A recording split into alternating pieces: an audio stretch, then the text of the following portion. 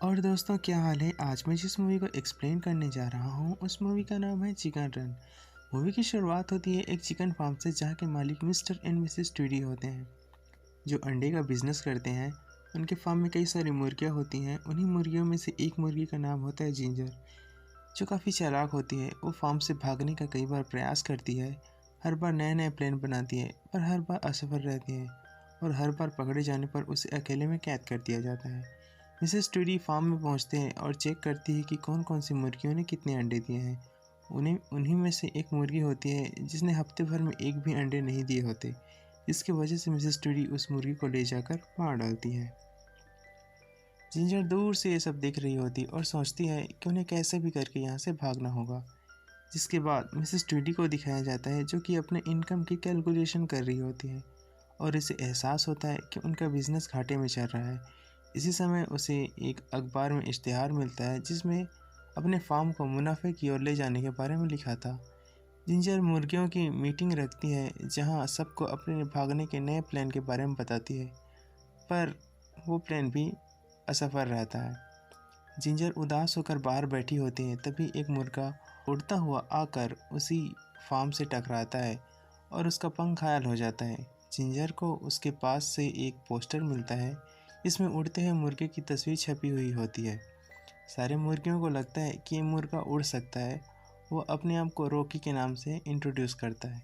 सारी की सारी मुर्गियाँ उसके ऊपर लट्टू हो जाती हैं। जिंजर रॉकी से रिक्वेस्ट करती है कि वो उन्हें भी उड़ना सिखाए। इस पर रॉकी मना कर देता है और वहाँ से जाने लगता है।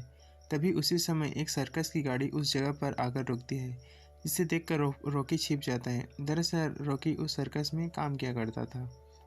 जिंजर रॉकी से कहती है कि वो उसे उसके मालिक की नज़रों से छिपा सकती है, पर बदले में उसे सारी मुर्गियों को उड़ना सिखाना होगा। मरता क्या ना करता, रॉकी शर्त मान लेता है। रॉकी फाउलर के साथ सो जाता है। हालांकि फाउलर अपना बिस्तर शेयर नहीं करना चाहता था, पर फिर भी उसे एडजस्ट करना पड़ता है।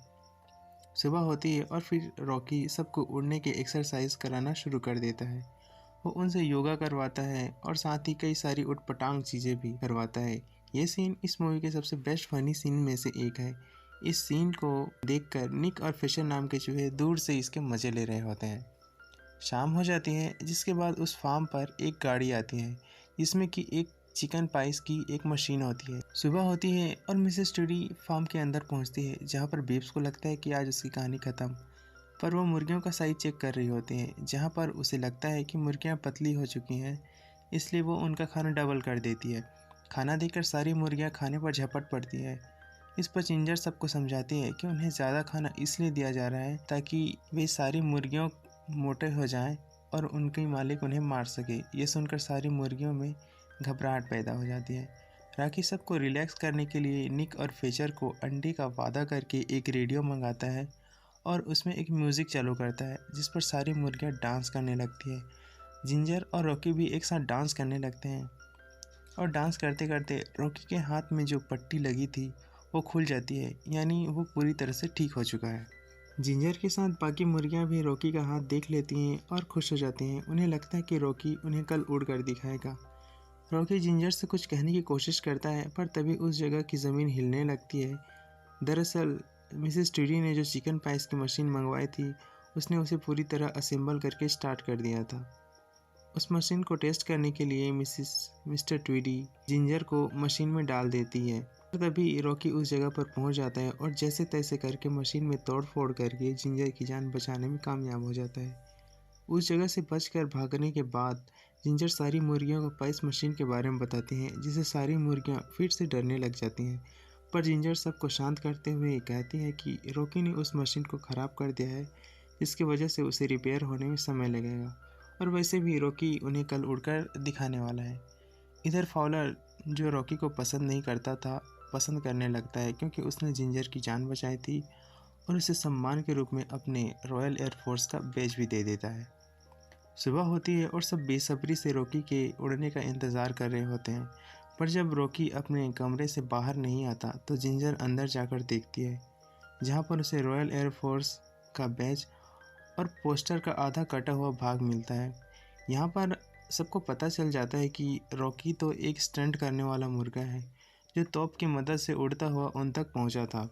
रॉकी उन सबको धोखा देकर वहाँ से चला गया होता है। सबके सब काफ़ी उदास हो जाते हैं, जिसके बाद सारी मुर्गियाँ एक दूसरे को दोष देते हुए आपस में लड़ने लगती हैं। रॉयल एयरफोर्स के बेज को देखकर जिंजर को एक आइडिया आता है।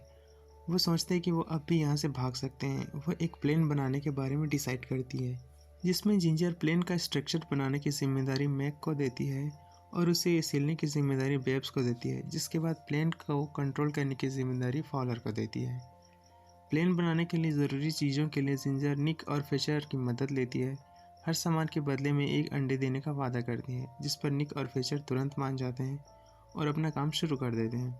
एक तरफ जहां सारी मुर्गियां प्लेन बनाने में लगी हुई होती हैं, तो दूसरी तरफ मिस्टर ट्वीडी पाई मशीन की मरम्मत करने में लगा होता है। मिस्टर ट्वीडी मशीन को पूरी तरह ठीक कर लेता है, जिसके बाद मुर्गियों की पाइस बनाने के लिए मुर्गियों को लेने पहुंचता है, पर सारी मुर्गियां उस पर हमला कर देती हैं और उसे बांध देती हैं। जिंजर प्लेन को असेंबल करने के लिए कहती है, जिस पर सारी मुर्गियां प्लेन को असेंबल करने में लग जाती हैं। प्लेन रेडी होने के बाद सारी मुर्गियां पैडल घुमाती हैं, जिससे प्लेन स्टार्ट हो जाता है और रनवे पर दौड़ने लगता है, पर मिस्टर ट्वीडी आज़ाद होकर रैंप को नीचे गिरा देता है। फॉलर प्लेन को घुमा देता है, जिससे मिस्टर ट्वीडी के सिर पर चोट लगती है और वो बेहोश हो जाता है। जिंजर नीचे उतरकर रैंप को उठाने की कोशिश करती है, पर मिसेस ट्वीडी वहाँ पर पहुँच जाती है और उस पर कुल्हाड़ी से हमला करने लगती है।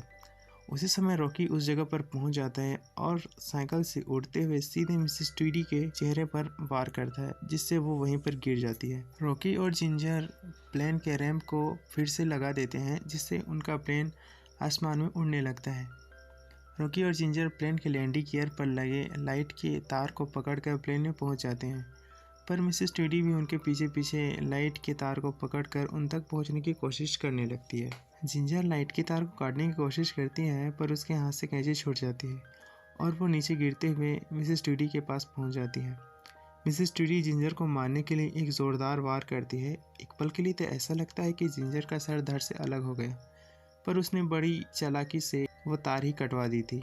मिसेस ट्वीडी सीधे जाकर मशीन के हेड में गिरती है, जहां पर ओवरलोड होने की वजह से वो मशीन पूरी तरह ब्लास्ट हो जाती है। फिर सारी मुर्गियां उड़कर एक नए टापू पर पहुंच जाती हैं, जहां पर सब बिना टेंशन के रहने लगते हैं और वहां पर अपने बच्चों का लालन पालन करने लगते हैं। जिंजर और रॉकी भी एक दूसरे को पसंद करने लगे थे और वो दोनों साथ रहने लगे थे। निक और फिशर खुद का मुर्गी फार्म खोलने की सोच रहे होते हैं, ताकि उन्हें जितना चाहे उतने अंडे खाने को मिल सके।